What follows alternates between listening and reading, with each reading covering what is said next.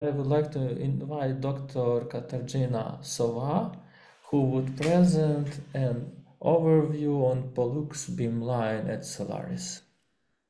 So, good morning. Thank you for the invitation to this meeting. My name is Katarzyna Sowa, and I hope you can see my slides. Today, on behalf of our team, Unfortunately, we cannot see your slides. you cannot see my slides, right? So I can try right now. It should be okay. Yes. Yeah. So, today, on behalf of our team, I will present to you POLYX beamline. So this is the beamline for microimaging and microspectroscopy at Solaris National Synchrotron Radiation Center in Kraków, in Poland. And POLYX is a freshly opened beamline at Solaris. So we are on the market since March this year and since September this year. So pretty much 2 months ago, we have very first regular users at the beamline to conduct their experiments. And we also cordially invite you to apply for the beam time at POLYX in the next sprint call, which will start, as far as I remember, in the first day of March next year. So this is our POLYX team. We are 4 people from 3 institutions. So there is me and my colleague Tomasz Kołodziej. We are from Solaris Center. We also have Professor Paweł Korecki from Institute of Physics of Jagiellonian University, who was POLYX construction project leader, and now is also a coordinator of our microscopy section at Solaris. And we also have Paweł Wróbel from AGH University of Science and Technology as a support. So on the right-hand side, you can see a photo of our beamline. So you sit here by this desk and conduct your experiments, and all of the experimental equipment and your sample are inside this pink experimental hatch. And this is a glimpse of how it looks like inside the hatch, but we will get to it later on. And you saw this image on the previous talk by Marcin Sikora. POLYX is a beamline for multimodal microimaging and microspectroscopy. We are located here at the Solaris ring. And as you can see, we have a color code at Solaris so that each beamline has a different color. And we happen to have the most beautiful color ever. So this is not pink, we believe it's magenta. But with this slide, I would like to start to explain to you how we ended up with the POLYX beamline idea. So as you can see, POLYX is a very short beamline. The distance from the bending magnet source somewhere here to the sample somewhere here is around 15 meters. In compared to other similar beamlines, this distance is around 30 meters. And in addition, Solaris is a synchrotron constructed and optimized for soft X-rays. So if you would like to have a beamline for a hard X-ray ones, you will work at detail of the intensity from the bending magnet, since the critical photon energy at Solaris is around 2 kiloelectronvolts. And this also means that the energy range for POLYX for hard X-rays is limited up to around 15 kiloelectronvolts. We have some flux up to 10 kiloelectronvolts, but performing experiments there is quite annoying. And how to overcome these 2 constraints, so the very limited space and limited flux in the high energy range. So first of all, you can try to use polychromatic X-rays to increase the intensity whenever you can. And secondly, you need to find an X-ray optics to work with this polychromatic beam and fit into this lag of space beamline area.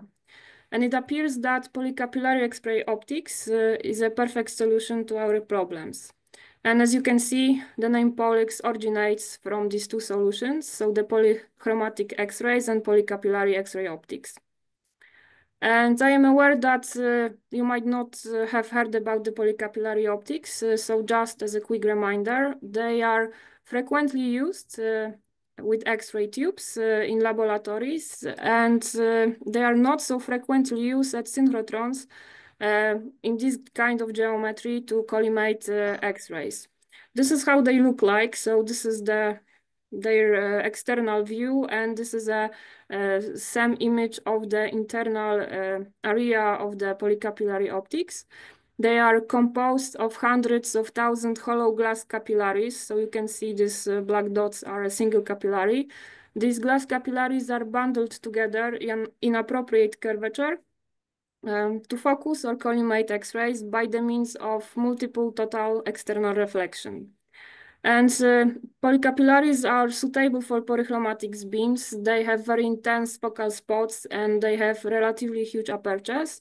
But as probably everything in life, they have some constraints or disadvantages. So the working distance is relatively short, and they have spots much larger than any other regular optics for X-ray beamlines. And they also have relatively low transmission. And therefore, at POLYX, we offer a set of the polycapillary optics to fit the user expectations with different properties. And we also have a monocapillary optic, which is basically a mini ellipsoidal single bounce mirror with inner platinum coating. And the working distance is pretty much the same as for the polycapillary optics, but the focal spot is much smaller in compared to the polycapillary ones. So each mono or polycapillary optics are installed on the specially designed corex. So it is capillary optics rotary exchanger designed by us. And it is quite easy to exchange this optics during your experiment. So for example, you can do, let's say, a rough big map, fast, quick big map of your sample, and then to identify the interesting areas, and then you can switch to another kind of optics to fit your expectations about the resolution and the flux, and perform, let's say, smaller but longer lasting, very detailed area of your sample. Yeah. This is layout of our beamline. So the heart is the double multi-layer and double crystal monochromator. Monochromator can be operated with and without this vertically collimating mirror that will be installed in the future. Recently, we benefited from the PSI, from the Swiss light source, this kind of the vertically collimating mirror. It is already at Solaris, and we are now working how to rearrange the supports to fit the mirror in our beamline. So POLYX have three operation modes. We can work with the white beam or pink beam with this mirror in the future, mostly for the imaging experiments. And then in the range from 4 to 15 kiloelectronvolts, we can work with high flux mode with double multi-layer monochromator. Mainly used for X-ray fluorescence experiments, and also with some tricks with radiography at or above certain element edge. And we also have a high resolution mode with this double crystal multi-layer SE111 monochromator for example, X-ray absorption measurements. These equipments are located in the Synchrotron link, and these are located in our experimenter hatch. So unlike any other regular beamline, we do not have two hatches, one for the optics and one for the experiment. We just have one where you have all of this stuff inside. And before we will zoom to the end station, I will quickly explain what type of methods we have at POLYX. So we have three routine methods that we offer, and we also have a bunch of non-routine ones. First routine method is microtomography with unfocused polychromatic beam and any other imaging experiments. You can get full field images of your samples, both in absorption or phased contrast with resolution ranging from 200 nanometers up to 5 micron, depending on the imaging technique that you would like to choose. And we also have here either photon counting detector or wide beam microscope available for this method. Then in the scanning geometry, with the mono or polychromatic focused beam. By collecting X-ray fluorescence, you are able to measure the composition maps of the elemental distribution at lower resolution than from the imaging technique. And by changing the energy with the monochromator, you can collect spectra. So speciation or local structure can be also determined at POLYX via X-ray absorption spectroscopy. And we also have a bunch of other non-routine methods. So if you would like to use them, please contact us prior to your experiment or prior to submitting the proposal.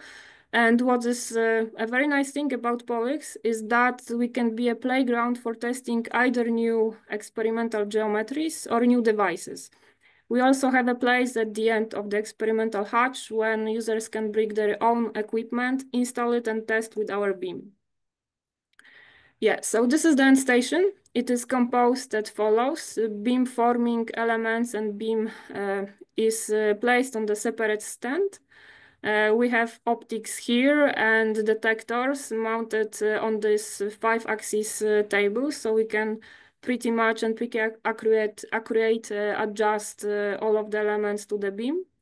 The sample is mounted here. We have a bunch of holders, which we designed mostly for the experiment and for the sample that we get from the users. Sample is translated and rotated either on the encoded stepper motors. Here you have a zoom of our sample tower to adjust the sample, or on the piezo stages, which can be mounted here. And we also have two silicon drift detectors. One is here and the other is on the other side behind this optics cage. And on the gantry, let's say, so the so-called gantry, which moves forward to the sample and also left and right, you can choose the detector, and we have a hybrid pixel one, X-ray wide beam microscope. We can mount here any other ionization chambers or pin diodes that you would like to have. And of course, we are steering by the Tango equipment, and also combined, or we have a binding for MATLAB with Tango. So all of the equipment is steering from our computer, and we can design all of the scripts especially for the experiment, if the experiment is not a regular one. And the measurements can be done in air or helium atmosphere. Yeah. So in reality, it looks like this. So there is much more mass and wires and cables. And this is the look from the top. So you have here your sample. On this photo, it is mounted on the goniometer used mainly for micro-CT experiments. For XAS and XRF, we exchange this goniometer with specially designed holder to perform wide two-dimensional scans of the sample, or mount, for example, some kind of self or X-ray absorption spectroscopy. X-rays enters here from your left-hand side. And here you have either polycapillary, monocapillary, or just parallel beam.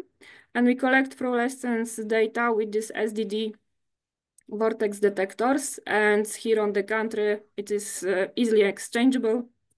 Oh, sorry. It is easily exchangeable. You can choose the detector that you would like to have.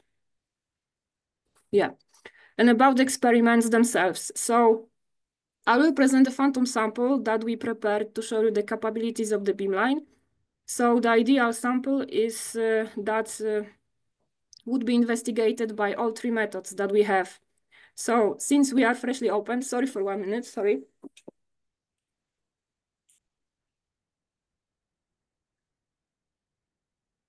Yeah. So since we are freshly opened, we do not have a user with such a sample. We prepared a phantom one. The sample is composed of a copper transmission electron microscope finder grid with gold micropowder and silicon O2 spheres functionalized with iron oxide nanoparticles. So here we have three types of elements in the sample. And first of all, you can do a radiography or tomography. Your sample is not two-dimensional, but three-dimensional of the sample to investigate the interesting areas. And here you can see the difference between absorption and phase contrast. So the bubbles inside the duct tape that we used to glue the copper grid can be visible only with the phase contrast imaging. And this is a quite nice example. So you cannot see the bubbles here, you can see it there, but I love the image of the wasp. Now you can see the wasp in the phase contrast imaging, but now you can see it in the, sorry, now it was in the absorption contrast, and now you can see it in the phase contrast imaging. So that you can recognize all of the hairs that wasp can have and all of the details inside the wasp.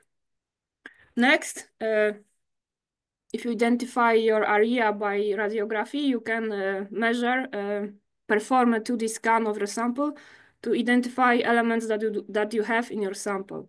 In this case, it was copper, gold, and iron. You can do an two-dimensional XRF map.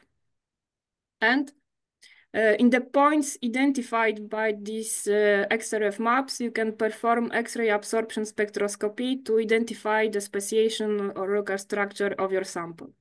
So this was a test sample, and now I will present to you some experiments that our user already performed. This is a micro CT of inclusion in amber. So we have an amber with an insect inside it, and visual, let's say, microscope will not give any information about the sample because ambers have some impurities inside. So they could see, for example, this part of the insect, but the most interesting part for the users, which were reproductive organs, were not visible in the visible light microscopy. And here we performed 3D reconstruction, and this is a 3D model for the users of the interesting part. And this is a micro CT of a microfossil that we have. It was a very interesting experiment because the microfossil was smaller than the single cube of sugar.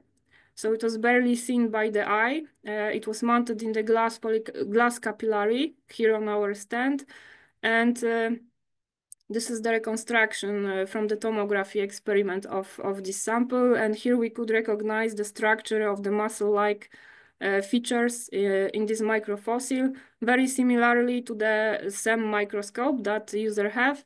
And this was a very nice experiment because the user had laboratory X-ray tube-based microtomograph.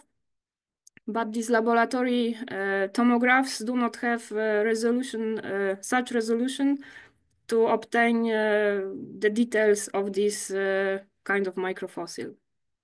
And when it goes about to the X-ray fluorescence mapping, recently we had a user with some tobacco plants. The user was interested in the zinc distribution in the roots. So they bring us dozens of these plants at the beamline area. They cut them to get the interesting roots and install them on our beamline. And then firstly, they performed this big XRF scans to identify interesting areas where the zinc distribution is pretty much present. And after that, they just choose areas of the most interest, so that you can see here we have some centras, very intense centras of the zinc distributions, where these centras are not present for the other elements. And this user actually will have the beam time next call, and they plan to do X-ray absorption spectroscopy on this high intensity spectra to get the information in what, let's say, state the zinc is. And it was kind of interesting because they also plan to have a plant which is growing, constantly growing, and every other day they plan to do these XRF maps of the root system to show and to see when the zinc goes inside the roots pretty much live. So it is kind of time-lapse, but the slow time-lapse experiment. And with this, I would like to thank you for your attention and invite you to come to us at POLYX and perform experiment with us. And sorry for my voice. Thank you very much for such an amazing beamline presentation, and we really hope that some users from Ukraine would apply for the beam time. And I see that we have a question from Professor Alexander Kordyuk. Thank you for the talk. I'm interested in the capillary use. And it is 10 millimeters in diameter, as I understand. So we are interested in the size of this. So yes, the let's say outer diameter is about 8 millimeters, and inside they are much smaller because this is kind of a glass tube with filled with this single capillaries. It is glass tube with single capillaries. Yeah, so basically, if you have a pen and you cut the pen in half, so this is the size of the capillary that is inside. So each channel, each channel is covered by platinum. Or? So no, for the monocapillary, we have the platinum coating, but for these polycapillaries, they are purely glass. So this is a borosilicate glass. Interested in that capillary, which is ellipsoid. Yeah, this is just like an ellipsoid mirror. So this is a single bounce, but this is a monocapillary optics. It's monocapillary. Yeah. So monocapillary, which diameter of this capillary? Can you repeat, please? Which diameter, inner diameter of this capillary? Inner diameter is around, I would say, 1 millimeter. 1 millimeter. Okay. Yeah, interesting. Interesting. I thought more. Okay, thank you. Thank you. Any other questions? As we quite far behind the schedule, I would propose that if there would be questions, you can ask them via chat or via the mail.